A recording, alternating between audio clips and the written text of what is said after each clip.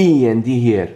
We have the first leakage of Theros Beyond That. Let's see what cards have been leaked, because we have some interesting cards to review from Theros Beyond That. Also, I want to do a small statement. I don't believe that leakage happened by accident. I believe this is a way by Wizard of the Coast. This is a marketing stand by Wizard of the Coast, so that we, the players, we, the collectors, we, the investors, the Magic the Gathering fans, will talk about other things other than Oko. Let's see the cards that have been leaked. First, we have the lands, and in my opinion, these are beautiful lands. Very different artwork, very different type of art in the lands. They are full art, and I think these will be very beautiful lands, and I can't imagine how beautiful these lands will be in foil. Next one, we have this Elysian Caryatid for 1 and 1 green. It's a 1/1, it's a tap, add 1 mana of any color. If you control a creature with power 4 or greater, you add 2. Very, very interesting card. It's a common card. Omen of the Sea, Omen of the Dead, Omen of the Hunt. It's like a series of Omen cards for 1 and 1 blue. Omen of the Sea. It's an enchantment. It has flash. When it enters the battlefield, you scry 2, then draw a card for 1 and 1 blue. For 2 and 1 on blue, you sacrifice it and you scry 2. Omen of the Dead. It has flash. When it enters the battlefield, target creature card. Return target creature card from your graveyard to your hand. For 2 and 1 black, you sacrifice it and you scry 2. Omen of the Hunt for 2 and 1 green. Has flash. When it enters the battlefield, you may search your library for a basic land card, put it onto your hand tapped, put it on the battlefield tapped, then shuffle your library. 2 and 1 green, you sacrifice it and you scry 2. Some uncommons. Warden of the Chained, 1/1 red and 1 green. It's a creature, it's a 4/4, it has trample. It can't attack unless you control a creature, another creature with power 4 or greater. Hero of Nyxborn for 1 red and 1 white. It's a 2/2. When it enters the battlefield, you create a 1/1 white human soldier creature token. Whenever you cast a spell that targets it, you create creature you control get +1/+0 until end of turn. Thundering Chariot. We have another vehicle. For 4, it's a 3/3. It has first strike, it has trample, and it has haste, and you crew only with 1. Hydra's Growth, 2 and 1 green. It's an enchantment aura. Enchant creature. When it enters the battlefield, put a +1/+1 counter on enchanted creature. At the beginning of your upkeep, double the number of +1/+1 counters on enchanted creature. With this, I believe a creature can get big immediately, and it can be very dangerous to remove it. Wolfwill Heaven for 1 and 1 green. It's a land.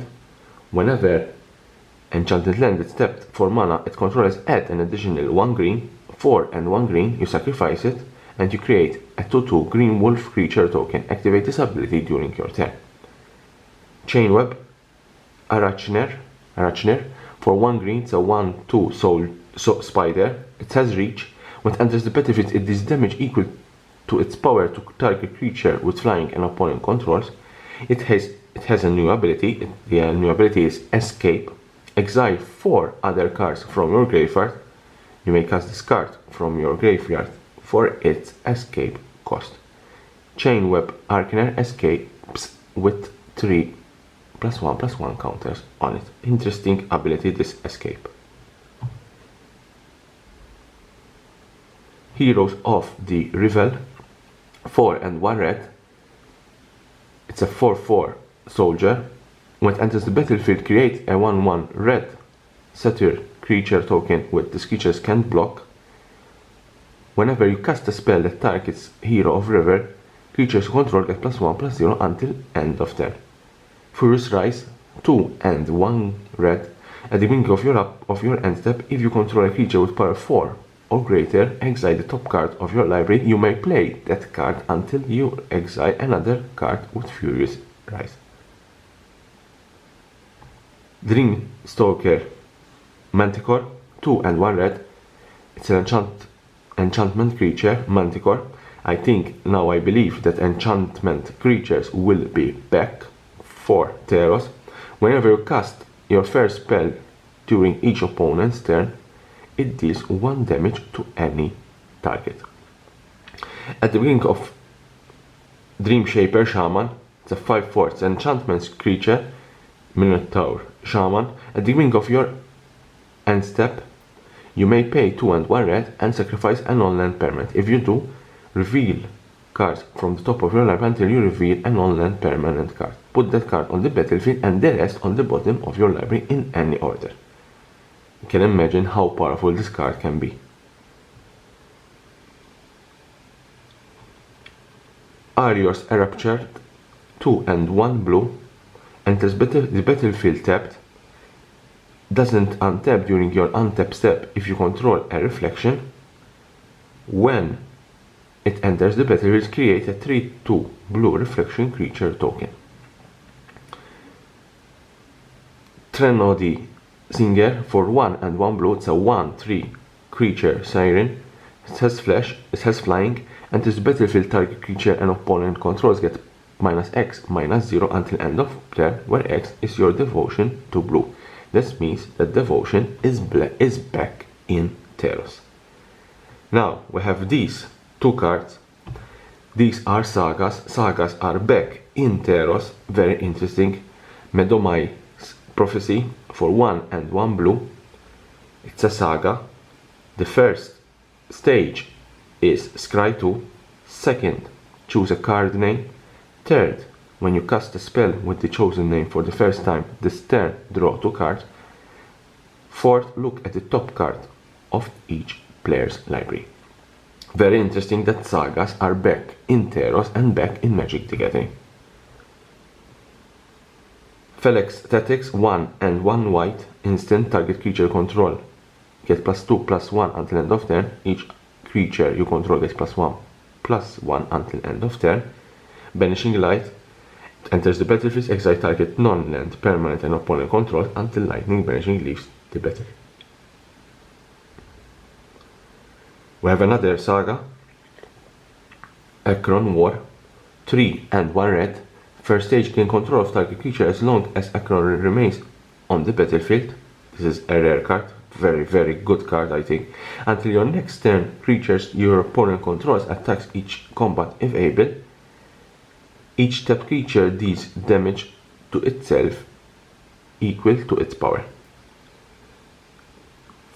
A legendary creature, Dalakos Crafter of Wonders, 1 blue and 1 red. For a 2/4, you tap, you add 2 colorless mana. Spend this mana only to cast artifact spells or activate abilities of artifacts. A quick creature you control have flying and haste. Very interesting card, and I think this will be a very good commander for Brawl or Commander. Labyrinth of Scrophus, it's a land. Tap, you add 1 colorless mana. 4 and tap, remove target attacking or blocking creature from contact. Very good card. Ashok's Erasure, 2 and 2 blue. Flash, when Ashok's Erasure enters the battlefield, exile target spell. Your opponent can cast spells with the same name as the exiled card. When Ashok's Erasure leaves the battlefield, return the exiled card to its owner's hand. Very interesting card. Treacherous Blessing, 2 and 1 black. When it enters the battlefield, you draw 3 cards. When you cast a spell, you lose 1 life. When Treacherous Blessing becomes the target of a spell or ability, sacrifice it.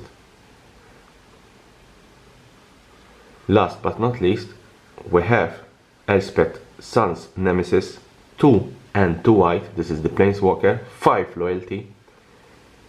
The -1 up to 2 target creatures you control, each get +2/+1 until end of turn. The -2, create 2 1/1 white human soldier creatures token.